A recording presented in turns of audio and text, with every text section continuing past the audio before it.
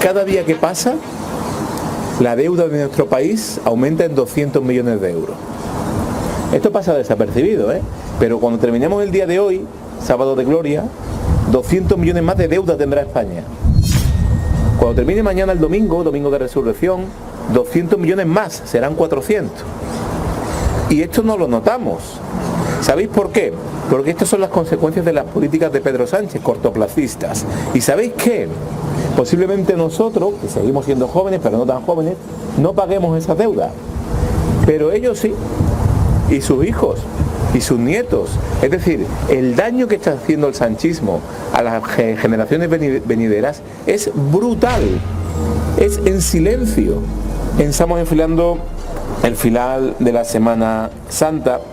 Mañana acaba la Semana de Pasión, pero el Vía Crucis y Calvario continúa para el sanchismo y estoy convencido que irá a peor.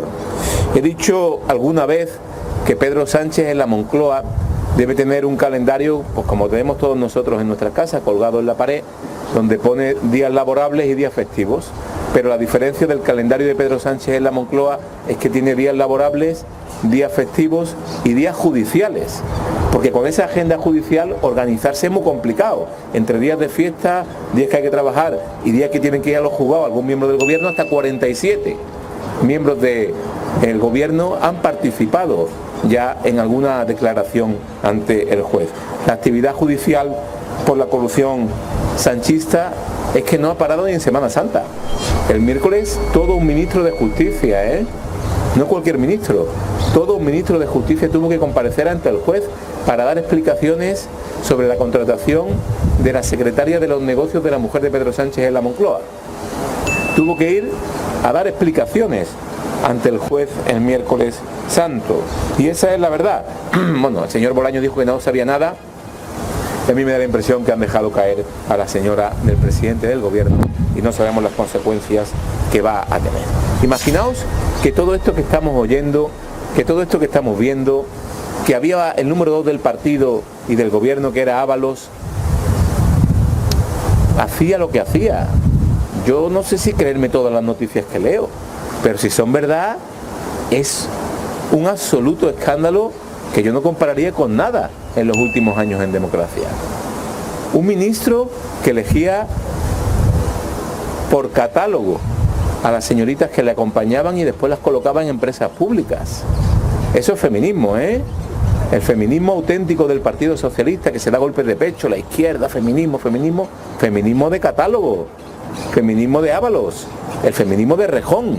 Eso sí que es feminismo, que se lo digan a Sumar, y todas calladas en Sumar, o el feminismo de Monedero, y todos callados, y lo sabían en Podemos.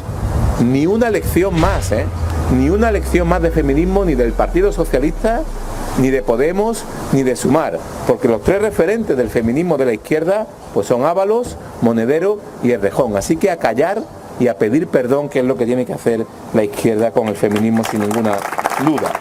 Y mirad, y ahora estamos viendo, se cumple un año, esta Semana Santa, se cumple un año de una decisión, importante. Acordaos, que es que el escándalo de mañana, ya os adelanto que tapará el escándalo de hoy. Hace un año, Pedro Sánchez dijo que se encontraba regular, y que te necesitaba 3 o 4 días de pensar, ¿no? Como decimos aquí. Hace un año ya de eso, Hace un año ya de eso, que decía que no se sentía el respaldo, un rollo todo mentira, un paripé que nos engañó a todos los españoles. Se tomó una semana para reflexionar y paralizó el país con su teatro del absurdo, porque era un teatro del absurdo. Y fijaos, un año después del retiro espiritual de Pedro Sánchez, de esa jornada de reflexión, ¿cómo está la situación? Porque él se retiró porque un juez empezó a investigar a su mujer. Un año después, ¿cómo está esa situación? Pues un año después, a su mujer y a su hermano les acusa de 11 delitos. A su mujer y a su hermano les acusan de 11 delitos. No me caben en las manos los delitos. De 11 delitos. Se ha quedado sin socios. en el gobierno. Se ha quedado sin principios.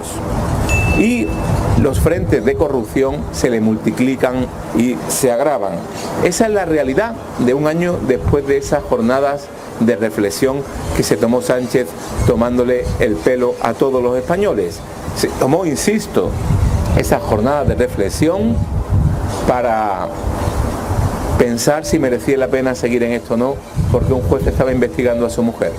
Insisto, un año después, 11 delitos le achacan a su mujer y a su hermano. En un país decente, con un gobierno decente, el gobierno habría dimitido en bloque y habría convocado elecciones y devuelto la voz a los españoles. Pero aquí no dimite nadie y no tiene pinta de que lo vayan a hacer. Esa es la realidad.